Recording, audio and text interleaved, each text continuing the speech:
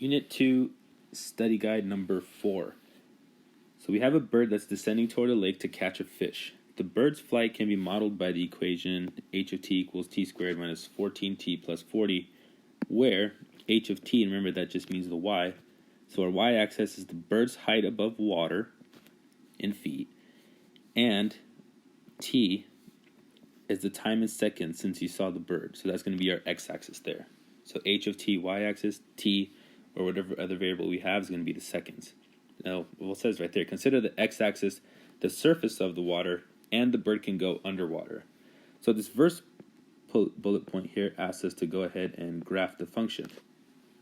So I did my 5-step process. I noticed that this was a quadratic in standard form, right? Because we have ax squared plus bx plus c. So I did my 5-step process, and I went ahead and I graphed it right here. So I found my vertex. Ooh, that's not good. So I found my vertex here, right? I did my negative b minus 2a, plugged it in, and I got 7, negative 9 for my vertex. Then I did my y-intercept, and then I didn't just do my strategic point, but I'll show you why in a bit. So I went ahead and I graphed it all. So now we can start answering our questions. And if you guys need, you can go ahead and pause and check your work on the graph there. So first question here says, how high is the bird above the water when it begins its descent? So remember, when it's beginning something, that's our y-intercept, that's our starting point. So when we're looking at it, our descent starts here at 0 seconds. So it begins at 40 feet above water. So you go back to our question. So how high is the bird? It is 40 feet above water. Because remember, it said that not waxer,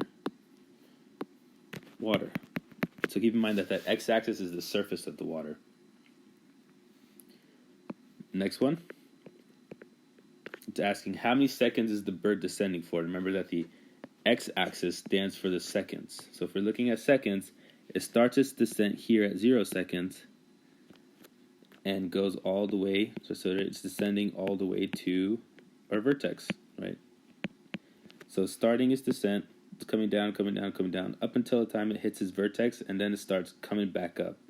So we don't want the area where it's coming back up, we just want the descent. So it's descending from 0 to 7 seconds, right? And we're looking at the x values there because x stands for seconds. So from 0 to 7 seconds, it is descending. And to label it, that's 0 less than or equal to x less than or equal to 7. So from 0 to 7, this bird is descending. So now if the fish is only 9 feet underwater, I'm looking at the next one. If the fish is only 9 feet underwater, can the bird catch the fish?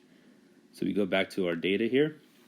So if the fish is 9 feet under, we're looking about right here. Here's our little fish. It's a goldfish. It's coming underwater. Does this bird ever have a chance to catch this fish?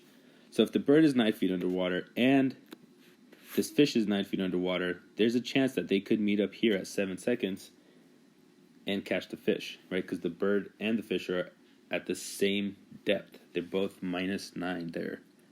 So there is a chance for the bird to catch the fish. So if the fish is only 9 feet, can we catch the fish? Yes. And a little explanation. There's a chance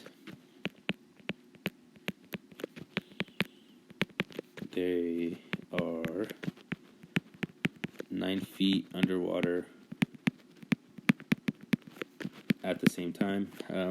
There's more than one way to word this, so your answers may vary. And the last bullet here, what is the average rate of change of the bird from the lowest depth dove to the point where the bird exits the water? Bird exits the water at 10 seconds. So this is why I didn't put that other point on there, because it gives it to us right here. Right? It tells the bird exits the water at 10 seconds. That gives us one of our x-intercepts right here.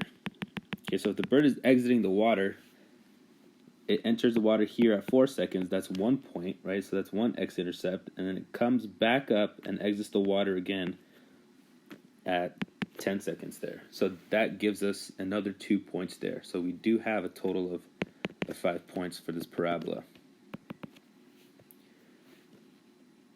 Okay, so now we wanted to find the rate of change from the lowest depth, right? In the lowest depth, that's always going to be our vertex. So from the vertex to 10. So we're looking at here and here. And we got to do our rate of change formula. Right, that's y2 minus y1 divided by x2 minus x1. Let's see, I'll label this x1, y1, x2, y2. And just quickly do our plug-ins. So that's 0 minus negative 9 divided by x2 is 10 minus 7. That gives me 9 over 3, or a rate of change of 3 there. Right, so if we're looking, we got 1, 2, 3. Oh, nope, something went wrong. So we have our rate of change of 3 there.